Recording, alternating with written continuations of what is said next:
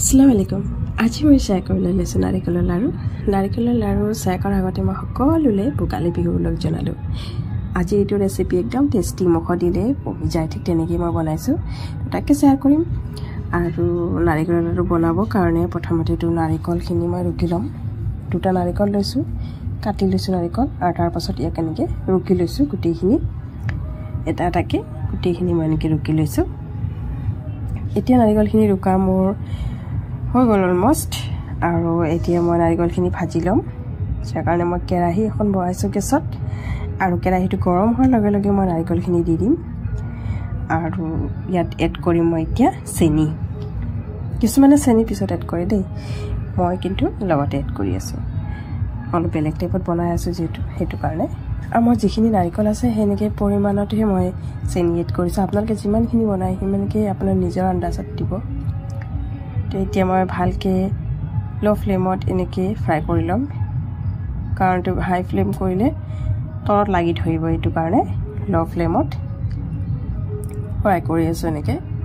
পানীখিনি শুকুৱাই ল'ব লাগিব, নাৰিকলৰ যিখিনি পানী ওলায় সেইখিনি শুকাই গ'ল। এতিয়া পানীখিনি এতিয়া এড কৰিম ইয়াত গাখীৰ অলপ অলপকৈ। আমুল তাজা এড কৰিছোঁ মই ইয়াতে। তো যিখিনি মোৰ নাৰিকল আছে সিমান পৰিমাণত মই গাখীৰ লৈছোঁ। এতিয়া গাখীৰ, নাৰিকল আৰু চেনিখিনি মই মিক্স কৰি ভালদৰে ইয়াক এতিয়া লৰাই পেলাই চামুচখনেৰে ভাজি থাকিম, কাৰণ এইটো তলত লাগিব নালাগে, তলত লাগিলে জ্বলি যাব। তো এতিয়া অলমষ্ট হৈ গ'ল মোৰ ভাজা। এতিয়া নাৰিকলৰ লাৰু বনাবৰ কাৰণে ৰেডি কৰিব লাগিব, কাৰণ গৰমে গৰমে বনাব লাগিব ন। তো হৈ গ'ল এইখিনি ভাজা, পানীখিনি শুকাই গ'ল। তো এনেকৈ এটা এটাকৈ মই এতিয়া নাৰিকলৰ লাৰুখিনি গৰমে গৰমে বনাই ল'ম, কাৰণ লাৰুখিনি যদি গৰমে গৰমে নবনাওঁ তো মানে কি হয়, লাগি ধৰে কেৰাহীখনত। যিকোনো লাৰুৱে নহওক কিয় গৰমে গৰমে বনাই ল'ব লাগে। আৰু যদি এইটো কিছুমানৰ হাতত নুঠে লাৰুটো, তো আপোনাৰ যদি হাতত নুঠে তো অলপ তেল লগাই ল'ব। তেল লগালে পটাপট নাৰিকলৰ লাৰুখিনি উঠি যায়।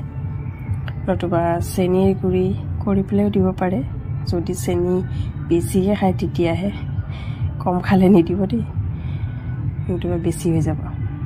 তো এনেকৈ মই গোটেইখিনি লাৰু এটা এটাকৈ বনাই ল'ম। নাৰিকল লাৰুটো সকলোৰে ফেভৰেট, সকলোৱে ভাল পায়। এতিয়া বিহু চলি আছে, তো সকলোৰে ঘৰত বনিয়ে আছে নাৰিকলৰ লাৰু। আৰু যিবিলাকে নাজানে বা বনাব নাজানে, তো তেওঁলোকে এনেকৈ ভিডিঅ' চাই পেলাই বনাব পাৰে।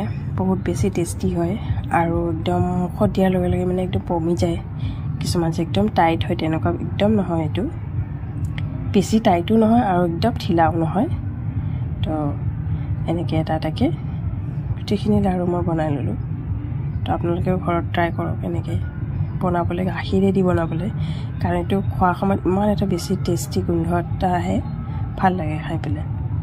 তো এনেকৈ মই গোটেইখিনি লাৰু বনাই ল'লোঁ। হৈ গ'ল মোৰ গোটেইখিনি লাৰু।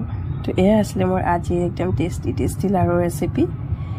তো আপোনালোকে চাওক, বনাওক। যিবিলাকে নাজানে তেওঁলোকে চাই বনাওক। চাই বনালেও বহুত ধুনীয়াকৈ বনি যায়।